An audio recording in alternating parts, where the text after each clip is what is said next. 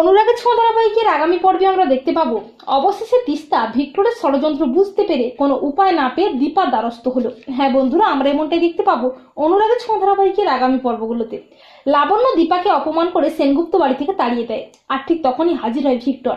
আর দীপা ভিক্টরকে ভেতরে যেতে না দিলেও লাবণ্য কাকিয়া ভিক্টরকে বাড়ির ভেতরে নিয়ে যায় দীপার কোনো কথা না শুনে। এরপর পৃথা ম্যামও চালাকি করে সেনগুপ্ত বাড়িতে হাজির হয় উকিলকে নিয়ে তিস্তা ও ভিক্টরের রেজিস্ট্রি ম্যারেজ করার জন্য। আর তিস্তা ও ভিক্টরের সাথে থাকতে রাজি হয়ে যায়। অপরদিকে দীপা ভেঙে পড়ে লাবণ্যের অপমানে।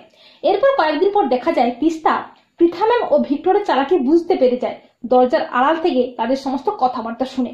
তখন তিস্তা হতাশ হয়ে যায় আর মনে মনে ভাবে যে বৌদিদি আমাকে অনেকবার সাবধান করেছিল, কিন্তু আমি বৌদিদির কোনো কথাই শুনিনি। এখন আমি কি করব? ভিক্টরের এই ফাঁদ থেকে বাঁচতে হলে আমাকে যেভাবেই হোক বৌদিদির কাছে পৌঁছে বৌদিদিকে সব সত্যিটা জানাতেই হবে। এই বলে তিস্তা ভিক্টর ও পৃথা ম্যামের চোখের আড়াল দিয়েই তড়িঘড়ি করে বেরিয়ে পড়ে দীপার কাছে যাওয়ার জন্য। অপরদিকে লাবণ্য সরবরাহ হয়ে পড়ে। মিস্টার পাপাই ও কুমার সেনগুপ্ত বাড়ির সমস্ত দলিলপত্র হাতিয়ে নেয়। এরপর দীপা যখন রূপার ব্যাপারে অর্জুনের সাথে কথা বলতে থাকে, ঠিক তখনই হাজির হয় তিস্তা, লাবণ্য, কাকিয়া। আর দীপা চমকে ওঠে তাদের দেখে। দীপা বলে, তিস্তা মা, কি হয়েছে আপনাদের? এরকম বিধ্বস্ত লাগছে কেন? তখন তিস্তা দীপার পায়ের কাছে বসে কাঁদতে কাঁদতে হাত জোড় করে বলে, বৌদিদি তুমি আমাকে বাঁচাও। আমি সব জানতে পেরে গেছি, ভিক্টর আমাকে নয় টাকার জন্যই বিয়েটা করেছিল। আর ঠিক তখন লাবণ্য ও দীপার পায়ের কাছে বসে কাঁদতে কাঁদতে হাত জোড় করে বলে, দীপা আমাকে ক্ষমা করে দাও তুমি, আমি সর্বহারা হয়ে গেছি, পথে বসে গেছি, আমাকে তুমি বাঁচাও।